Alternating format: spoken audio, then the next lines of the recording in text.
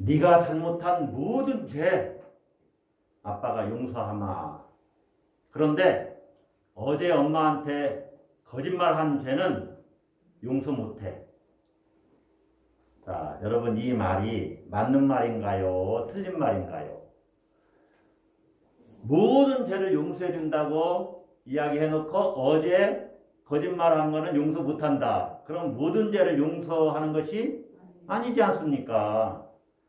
이런 것을 어찌 보면 논리모순이라고 그래요.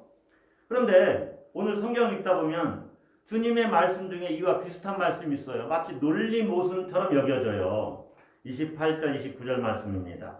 내가 진실로 너희에게 이르노니 사람의 모든 죄와 모든 모독하는 일은 사하심을 얻는다. 모든 죄가 용서받을 수 있다. 모든 모독하는 것도 죄사함 받을 수 있다. 이렇게 말씀하셨는데 그 다음에 예외를 말씀한단 말입니다. 29절에 누구든지 성령을 모독하는 자는 영원히 사하심을 얻지 못하고 영원한 죄가 되느니라. 아니 모든 죄 용서해 주실 수 있다고 그러시고 사하심을 받는다고 해놓고 성령을 모독하는 죄는 사하심을 못 받는다고 하면은 모든 죄를 용서해 주시는 것이 아니지 않습니까? 이렇게 말할 수 있어요. 자, 그러면 이 예수님의 말씀이 정말로 논리가 모순된 것이냐? 오늘 우리가 이 말씀을 한번 잘 생각하면서 여러분과 함께 은혜를 받고자 하는 것입니다. 한편으로는 성령을 모독하는 자는 영원히 사하심을 얻지 못한다. 영원한 죄가 된다. 이것은 심판을 받게 된다. 그 말이거든요. 형벌을 받아야만 한다. 그 말이거든요. 그러니까 한편으로는 굉장히 두렵습니다. 무섭기도 합니다. 혹시 내가 성령을 모독하는 죄를 짓고 있지는 않은가? 자, 여러분에게 한번 질문을 해보겠습니다. 여러분은 성령을 모독합니까? 예, 대답 안 하시는 거 보니까 아닌 것 같죠? 예. 우리가 여러분은 성령을 모독할 수 있습니까? 예. 자, 결론을 한번 내놓고 그러면은 여러분은 성령을 모독할 수 없습니다. 예. 자, 왜 그러느냐? 오늘 말씀을 잘 들어보시면 돼요. 그러니까 이 말씀 때문에 제가 두려워 떨 일이 하나도 없어요. 오늘 본문은 두 가지 이야기가 한 묶음으로 되어 있어요. 30절까지는 20절부터 30절까지는 바알세불을 의지하여 귀신을 쫓아냈다는 서기관들의 주장에 대해서 예수님이 신학적인 답변을 주시는 거예요. 예수님의 반론입니다. 그리고 31절부터 35절까지는 하나님 나라의 참 가족, 진짜 예수님의 참 가족은 누구이냐? 이것을 예수님이 말씀해요. 자, 예수님의 친족들이 예수님을 붙들려고 왔습니다. 예수님의 친족들은 나사렛에서 살고 있어요. 예수님은 갈릴리 호수를 끼고 있는 이 가버나움에 살고 있습니다. 약 30km 거리예요. 그러니까 당시 걸어서 다니잖아요. 그러니까 하루 종일 걸어온 거예요. 그리고 다시 돌아가려면 또 하룻밤을 자고 가야 되겠죠. 1박 2일의 거리죠. 여행길이. 그런데 친족들이 온 거예요. 예수님 붙들려고. 그 친족들 속에는 예수님의 어머니도 있었고 동생들도 있었어요. 31절, 32절 보면 그래요. 예수님을 왜 붙들려고 왔느냐? 갈릴리 그 가버나움 지역뿐만 아니라 나사렛까지도 예수님에 대한 소문이 났는데 예수님이 미쳤다는 거예요. 미쳤다. 그러니 빨리 붙잡아다가 고향으로 데리고 가야지. 또 어머니도 얼마나 걱정을 많이 했겠어요. 그래서 붙들러 온 겁니다. 자, 붙들러 와서 예수님이 이제 집안에 있고 무리들이 많은 사람들이 이제 집에 이제 같이 있었는데 어머니와 동생들이 와서 집에 들어오지는 못하고 사람들에게 우리가 왔다고 좀 해주세요. 그러니까 무리가 예수님을 둘러 앉았다가 말합니다. 당신의 어머니와 동생들과 누이들이 밖에서 찾나이다. 예수님은 당신 가족들이 와서 당신을 찾습니다. 이 말에 대해서 아주 의외의 대답을 하셔요. 33절부터 자, 빨간 글씨는 우리 성경은 예수님의 말씀이라고 해서 좀 붉은 글씨로 이렇게 인쇄를 해놨는데 여러분 한번 보시면 누가 내 어머니이며 동생들이냐? 내 어머니와 내 동생들을 보라. 제자들을 향해서 그들을 보라 이렇게 하는 거예요. 내 어머니와 내 동생들을 보라 하면서 제자들을 가리킨 겁니다. 35절은 다 같이 읽습니다. 시작.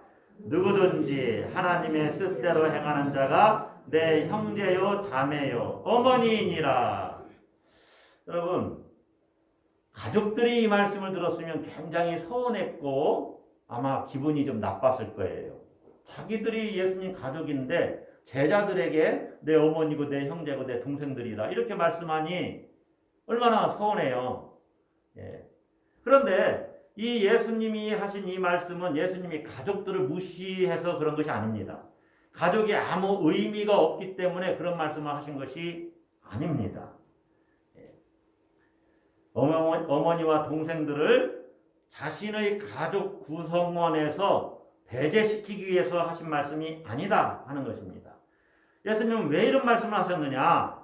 하나님 나라를 이해하고 예수님 안에서 새롭게 맺어질 하나님 나라의 가족, 그 하나님 나라의 가족 연대를 말하려고 하는 거예요. 왜 그러느냐? 오늘 본문 앞에 있는 그 내용이 굉장히 중요해요. 한마디로 서기관들은 예루살렘에서 온 서기관들은 예수님을 미쳤다 했죠. 미쳤다, 예수님을 미쳤다. 근데 가족들도 그 말을 듣고 예수님이 미쳤나 보다 하고 데리러 왔어요. 예수님을 미쳤다고 하는 사람은 예수님의 가족이 될 수 없어요. 그 말을 지금 하고 있는 거예요. 왜 그러느냐?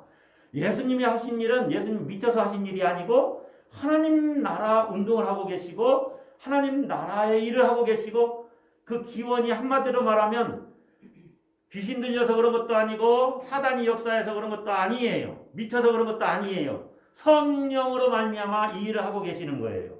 그걸 인정하는 사람만이 예수님의 진짜 가족이 된다 그 말이에요. 그래서 여러분이 이 말씀을 누구든지 하나님의 뜻대로 행하는 자가 내 형제여 자매여 어머니니라. 그러니까 하나님의 뜻대로 행하는 것이 뭔가 이 말씀도 제가 이미 말씀 다 드렸어요. 오늘은 그거 조금만 더 풀어서 여러분에게 설명을 드리려고 합니다. 예. 영적인 차원에서의 진정한 가족은 하나님과의 관계에 달려있다는 겁니다. 하나님과의 관계. 그러니까 하나님과의 관계가 원수지간에서 화목해 된 사람은 생명을 공급받은 사람이죠. 예수님의 그 생명을 공급받은 사람이에요. 영적으로. 그 사람들이 한 가족이 되는 거죠. 오늘 장로님 기도에도 하나님의 식구, 믿음의 식구가 뭡니까? 같이 밥을 먹는다. 먹을 식자, 입구자잖아요. 그러니까 우리가 다 우리는 식구는 아니죠. 사실은 같이 밥을 먹지는 않으니까. 근데 우리 가족들은 같이 밥을 먹잖아요. 그래서 식구라고 하는 거죠. 그런데 영적으로는 우리가 다 하나님의 식구인 거예요. 성령으로 말씀을 먹고 있잖아요. 늘 같은 말씀을. 그러니까 식구죠. 우리말의 식구는 참 그런 의미가 있어요. 좋은 뜻입니다. 하나님의 가족이지요. 하나님으로 말미암은 영적인 생명을 가진 자가 예수님의 가족이 된다. 그래서 이 말씀은 35절의 말씀은 생명의 본질이 하나님께 달려있다는 것을 이야기하는 거예요. 하나님과 관계가 화목된 사람은 생명을 가졌다. 자, 예수님을 미친 사람 취급하는 사람은 예수님의 참 가족이 될 수 없습니다. 그런 면에서 영적으로는 지금 자기를 데리러 온 예수님의 혈연적인 육적인 그런 가족들은 지금 예수님을 배제하고 거부하고 성령의 그 사역을 거절하는 거예요. 거부하는 거예요. 어찌 보면 그게 성령을 회방하는 거죠. 29절에 성령을 모독하는 자는 그랬는데 이것은 성령을 거스르는 자, 성령을 회방하는 자 그런 뜻과 같습니다. 자, 예루살렘에서 내려온 서기관들이 예수님이 바알세불에 사로잡혔다. 귀신의 왕을 사로잡혀서 귀신의 왕을 통해서 귀신을 쫓아낸다. 이렇게 말을 하고 다니지요. 그러니까 예수님에게 일어나는 그 사역들이 선한 것이 아니고 악한 것이다. 이렇게 요즘 말로 말하면 무슨 사실이에요? 거짓 보도, 허위 보도를 하고 있는 거예요. 예수님에게 일어나는 능력이 선한 것이 아니고 악한 것이다. 예수님이 악령에 쓰였다는 거예요. 그래서 그 소문이 고향에까지 나사렛에까지 들리니까 그 가족들이 예수님을 붙잡으러 온 것이죠. 그래서 예수님이 예루살렘에서 온 서기관들을 불렀습니다. 그리고 그들과 논쟁을 하시는 거예요. 말씀하는 거예요. 어찌 보면 신학 논쟁입니다. 예수님이 그들의 주장에 대해서 두 가지로 비판을 하시는데 첫 번째는 한마디로 이거예요. 사탄이 사탄을 쫓아낼 수 없다.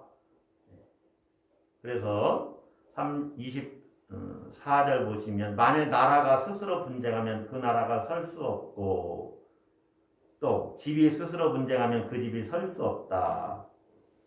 만일 사탄이 자기를 거슬러 일어나 분쟁하면 설 수 없고 망한다. 그러니까 사탄이 그 귀신들끼리 협력해서 자기 나라 세우려고 하지 서로 분쟁하겠느냐 그 말이에요. 자, 두 번째는 사탄보다 훨씬 강력한 능력으로만 사탄을 제압할 수 있다는 거예요. 사탄보다 훨씬 강력한 능력, 그 능력으로만 사탄을 제압할 수 있다. 그래서 여러분 이 교회력에 의한 성서 일가를 보면 다른 그 구약 성경을 보면 예수님이 왕이시다 하는 본문이 오늘 그 성서 일가 중에 하나인데 사탄보다 더 강력한 능력은 누굽니까? 예수 그리스도죠. 그 예수님이 사탄보다 더 강력한 능력으로 사탄을 제압한 현상이 귀신을 내쫓고 병을 고치는 사역이에요. 그래서 27절에 내가 진실로 27절 사람이 먼저 강한 자를 결박하지 않고는 그 강한 자의 집에 들어가 세가를 강탈하지 못하리니 결박한 후에야 그 집을 강탈하리라. 사탄이 사탄을 쫓아낼 수 없다. 사탄보다 더 강한 자만이 사탄을 제압할 수 있다. 이 두 가지를 지금 이 서기관들에게 이야기하고 있는 것입니다. 예수님이 행하신 치병, 병을 다스리는 일, 또 축기, 귀신을 쫓아내는 일, 그것은 사탄이 아니라 바로 성령의 능력이었습니다. 근데 서기관들은 그 사실을 몰라요. 왜 모르느냐? 예수님을 죽이려고 마음먹었기 때문에 그래요. 이게 생각이 왜곡되어 있는 거예요. 생각이 왜곡되어 있으면 실체적 진실을 보지를 못합니다. 따라서 한번 하겠습니다. 생각이 왜곡되면 실체적 진실을 바로 보지 못한다. 그래서 여러분 생각을 열어야 돼요. 고정관념에서 벗어나서 하나님이 내게 주시는 이 진리의 말씀이 뭐냐? 항상 생각을 열어놔야 돼요. 여러분 세상에 성경을 다 아는 사람은 아무도 없어요. 심지어 사도들도 이 말씀이 너무나 어려워서 다 기록하지 않았어요. 예수님도 다 말씀하시지 않았어요. 꼭 필요한 것만 말씀하셨어요. 구원 얻는 길. 또 하나님 우리가 모든 것을 하나님에 대한 모든 것을 알 수 있지 않아요. 몰라요. 모르는 부분이 어찌 보면 더 많을 수도 있어요. 그러니까 생각을 열고 끊임없이 어떻게 보면 진리를 공부를 해야 돼요. 하나님께 알려달라고 기도를 해야 돼요. 그래야 진리를 바라볼 수 있어요. 자, 이 예루살렘에서 온 율법 전문가들인 서기관들의 잘못이 뭐냐? 예수님이 이제 말씀하시는데 29절에 보면 누구든지 성령을 모독하는 자는 영원히 사하심을 얻지 못하고 영원한 죄가 된다. 그들의 잘못은 성령을 모독하는 죄를 짓고 있다는 거예요. 왜 그러느냐? 그것도 두 가지입니다. 예수님을 귀신 운운하면서 비방하는 것은 성령을 모독하는 것이다. 이런 죄는 두 번째, 이런 죄는 영원히 용서받지 못한다. 두 가지입니다. 예수님을 귀신 운운하면서 비방하고 예수님을 거스리고 모욕하고 하는 자들은 성령을 모독하는 것이다. 이런 죄는 영원히 용서받지 못한다. 그러면서 마가복음 기자는 30절에 왜 예수님이 이렇게 말씀하셨느냐? 이는 그들이 말하기를 더러운 귀신이 들렸다 함이로라. 예수님 보고 귀신 들렸다고 하는 거예요. 자, 여러분, 왜 서기관들이 예수님을 향해서 귀신 들렸다고 이야기를 했느냐? 그것은 예수님이 하시는 일이 자기들의 종교적인 기득권과 이렇게 배치되기 때문에 그래요. 충돌하기 때문에 그래요. 예수님이 하시는 그 사역이 자기들의 기득권하고 이렇게 계속 맞부닥쳐요. 왜 그러느냐? 예수님은 자기들이 갖고 있는 종교 권력에 대해서 도전하고 있다 이렇게 본 거예요. 한 가지는. 또 한 가지는 예수님은 자꾸 율법을 어긴다 그렇게 본 거예요. 근데 서기관들이 얼마나 율법에 철저한 사람들이에요. 율법주의자들이잖아요. 또 종교적인 그 권력을 갖고 있습니다. 그러니까 자기들의 만약에 기득권에 예수님이 부합했으면 우리 편이네 하면서 예수님을 이렇게 비방하지 않았을 거예요. 헛된 소문도 내지 않았을 거예요. 그런데 그렇지 않았다는 거예요. 그런데 문제는 종교 권력은 밖에서 보여요. 이들이 종교 권력을 갖고 있는데 예수님이 도전하는 것처럼 보이니까 예수님에 대해서 폄하하고 비난하는구나. 그런데 문제는 율법주의는 잘 안 보여요. 그게 문제예요. 왜 그러느냐? 자기들은 율법을 잘 지키고 있는 것 같거든요. 그런데 잘 봅시다. 오늘 본문의 배경은 3장 1절부터 6절 사이에 있는 그 내용이에요. 3장 바로 앞에 있는 본문이니까 여러분 한 번만 보세요. 제목도 달아놨죠. 안식일에 손 마른 사람을 고치시다. 예수님이 안식일 날 회당에 들어가셔서 한쪽 손 마른 사람이 거기 있는 것을 보았어요. 그런데 사람들이 예수님을 주목하면서 예수님이 안식일 날 저 손 마른 사람을 고치는가 안 고치는가 주목해 보는 거예요. 감시하는 거예요.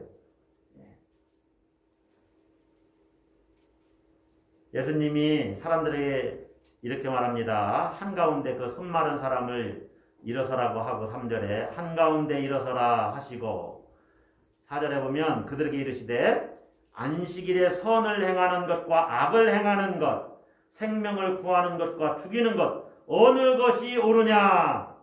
근데 그들은 대답을 못해요. 예수님이 그들의 마음이 완악한 걸 보시고 탄식하셨다. 5절에 그러죠. 그러면서 그 사람에게 내 손을 내밀라. 내 손을 내밀라. 그가 손을 내밀으니까 그 손이 회복되었다. 그래요. 자, 안식일날 예수님이 손 마른 사람의 병을 고치시는 것을 보고서 이 서기관들이나 바리새인들 사람들이 뭐라고 그 종교인 지도자들이 뭐라고 생각했겠어요? 이 사람 안식일날 하지 말라는 일을 하네? 율법을 어기네? 이렇게 생각을 했다는 거죠. 그래서 6절에 보면 바리새인들이 나가서 곧 헤롯 당과 함께 바리새인들이 나가서 헤롯 당과 손을 붙잡은 겁니다. 손을 잡은 겁니다. 동역한 겁니다. 어떤 동역을 하느냐? 예수님을 죽일 모의를 하는 겁니다. 안식일날 예수님이 손 마른 사람을 고쳐주시는 것을 보고 예수님을 죽일 모의를 한 거예요. 그 첫 번째가 뭐냐? 예수님에 대해서 나쁜 소문을 퍼뜨린 겁니다. 예수님 귀신 들렸다, 미쳤다 이런 소문을 퍼뜨린 거예요. 결과적으로 이들의 모의는 성공한 것처럼 보여요. 성공했어요. 어찌 보면 사회 현상적으로 보면은 어떻게 해서 성공했어요? 로마의 정권 그 힘을 빌어서 예수님을 십자가에 못 박을 수가 있었다는 거예요. 로마 총독 빌라도가 바라바와 예수님 둘 중에 너희가 한 사람을 택하라 했을 때 이 사람들이 예수는 십자가에 못 박으라고 소리쳤고 바라바를 선택하잖아요. 그래서 예수님 결국에 십자가에 못 박혀 죽으셨습니다. 그래서 이 바리새인들이나 헤롯 당의 모의가 성공한 것처럼 여겨져요. 그럼 이 안식일 논쟁에서 도대체 뭐가 문제냐? 유대 지도자들이 왜 예수님을 죽이려고 했느냐? 여러분, 그들은 율법을 철저히 지키는데 예수님은 고의적으로 율법을 파괴하는 사람이라고 이렇게 생각하는 그 일을 했다는 거죠. 그런데 여러분, 예수님은 법을 어기는 사람이 아닙니다. 죄를 지은 사람이 아니에요. 그럼 안식일날 손 고치는 것이 합당합니까? 법에는요, 문자와 정신이 있는데 이 정신이 더 중요한 거예요. 그래서 예수님이 말씀하시죠. 안식일에 선을 행하는 것과 악을 행하는 것, 생명을 구하는 것과 죽이는 것, 어느 것이 옳으냐? 안식일에 선을 행하고 생명을 구하는 그 일은 안식일을 어기는 것이 아니다. 그 말입니다. 그런데 율법주의자들인 이 서기관들과 바리새인들은 무조건 안식일날 쉬어야 되는 거예요. 아무것도 하지 않고.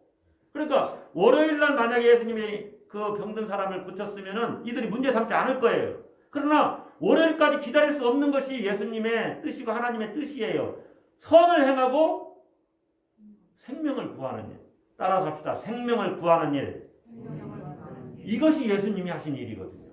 그러니까 생명을 구하는 일을 모독하는 사람은 성령을 모독하는 사람이에요. 여기 아주 중요합니다. 자, 우리한테 적용을 해봅시다. 일단 먼저 한번.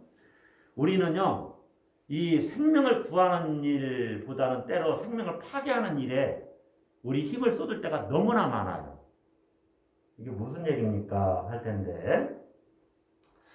자, 예를 들면 우리가 재산이 필요하잖아요. 돈도 벌어야 되잖아요. 근데 일생 자기 영혼을 돌보지 않고 구원의 문제에 관심 없이 재산 증식에만 자신의 인생을 모두 투자하고 있다.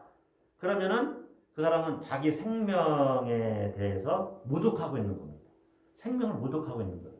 생명을 파괴하는 일에 일생 사는 거예요. 다른 사람을 세워주고 살려주는 그 일을 하지 않고 다른 사람을 속이면서 내 호주머니만 채우려고 하는 사람은 마찬가지로 생명 파괴하는 일에 자기의 열정과 에너지를 쏟고 있는 겁니다. 인생을 거기다 바치는 거예요. 모든 게 다 마찬가지예요. 돈과 지식과 명예도 마찬가지입니다. 때로 불의하고 교만하게 쓰고 있다. 그러면은 생명을 파괴하는 일에 쓰고 있는 겁니다. 이게 꼭 그런 걸 쫓아가서 그런 것만이 아니에요. 우리는 수시로 이럴 수도 있어요. 예전에 큐티를 아주 강조하는 부모님이 있었는데 심지어 이렇게 했다는 거예요. 가끔 이런 분들 만납니다, 여러분. 말씀 묵상하지 않으면 너 밥도 안 줄 거야.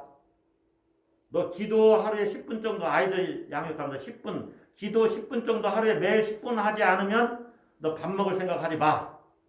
그래서 실제로 큐티하지 않고 말씀 묵상하지 않고 기도도 안 했어요. 밥을 안 줍니다.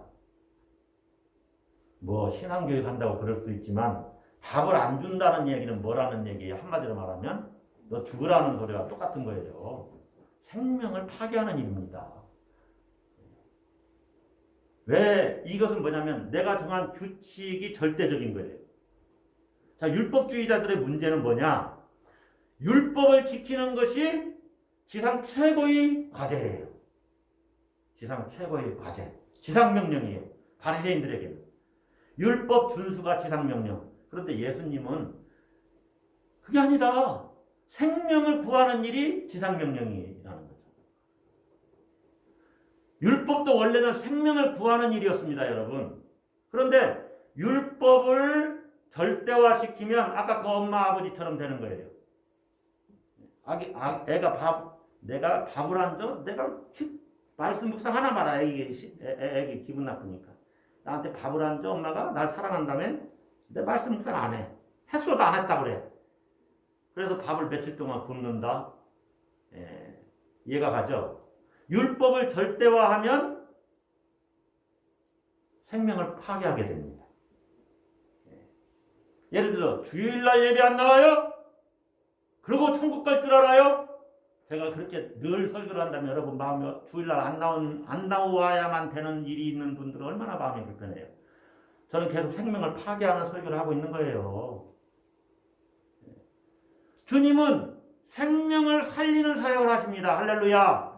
여러분들도 내 옆에 있는 사람에게 아유 기도 안 하더니 그 꼴 날 줄 알았다.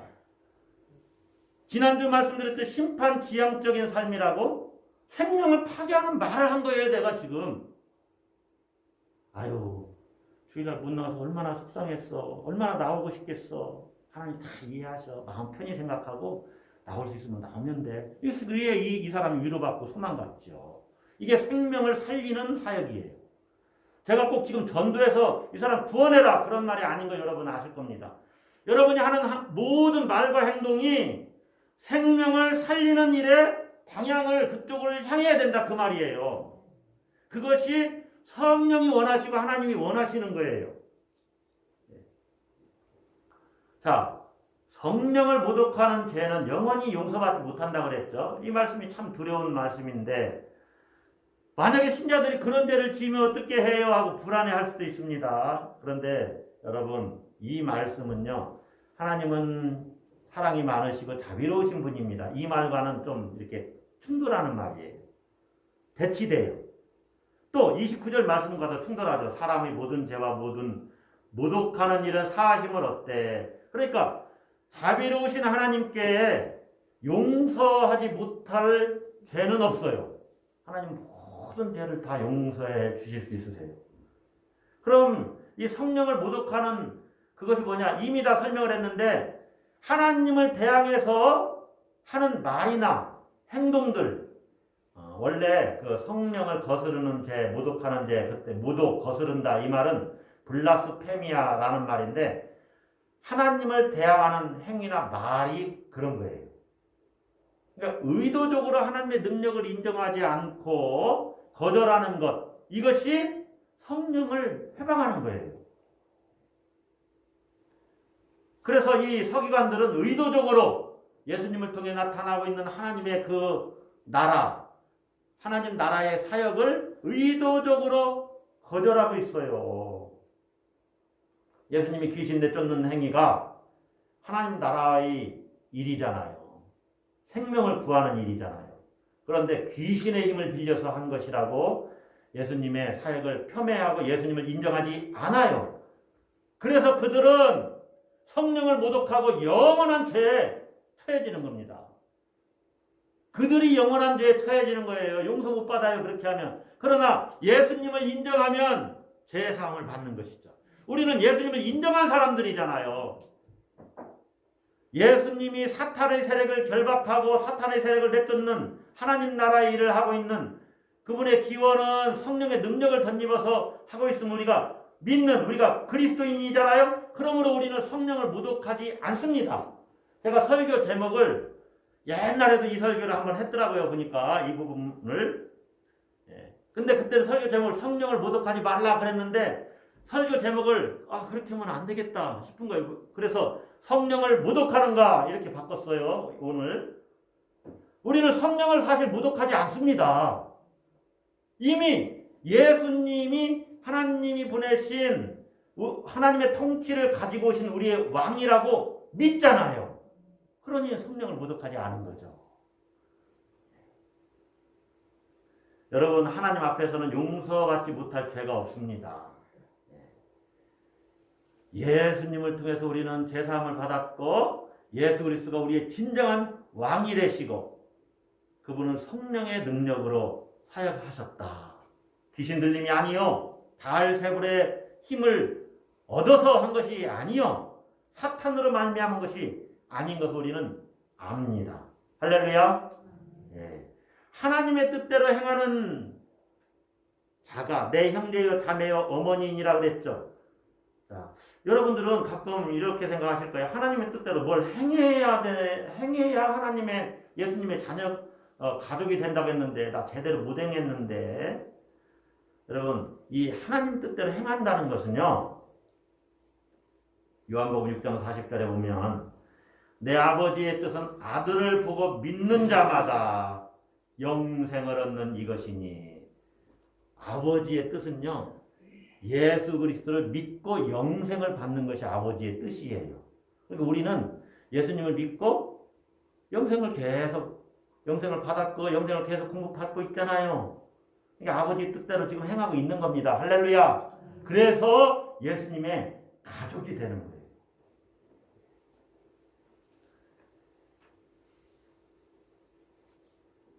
여러분이 한번 대답해 보세요. 예수님이 하나님의 통치를 행하고 계시는 나의 왕이시라고, 그래서 하나님의 통치를 행하심으로 사탄의 세력을 결박하고 사탄을 내어쫓는 진정한 왕이시라고 믿지요?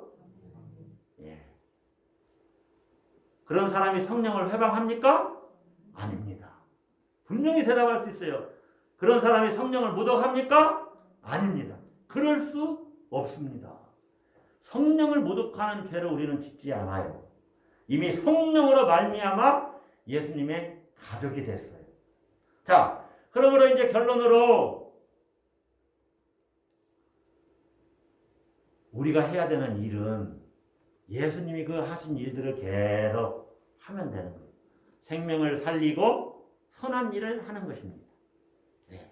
그것이 하나님이 원하시는 것이고 또 성령의 인도를 받으면서 하는 거예요. 생명을 살리는 일, 선한 일을 하는 것. 내가 말하는 것이나 행동하는 것이 정말로 이 사람이 살아나도록 하는 것. 이 사람을 마음을 상하게 하거나 이 사람의 심령을 상하게 하거나 이 사람을 죽이는 그 일. 우리는 이제 멈춰야 됩니다. 할렐루야. 여러분들 통해서 많은 사람이 생명을 경험하고 살아나는 역사가 있기를 주의 이름으로 축복합니다. 기도하겠습니다.